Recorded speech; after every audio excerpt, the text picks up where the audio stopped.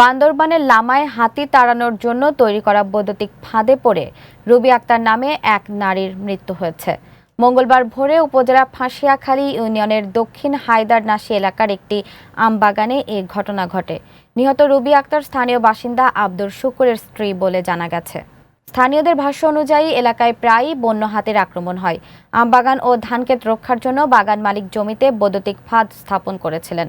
সকালে গৃহস্থলীর কাজে সেখানে গেলে রুবি আক্তার অসাবধানতাবশত ফাঁদে স্পৃষ্ট হন এবং ঘটনাস্থলে মারা যান। ঘটনার পর পুলিশ ঘটনাস্থলে যায়।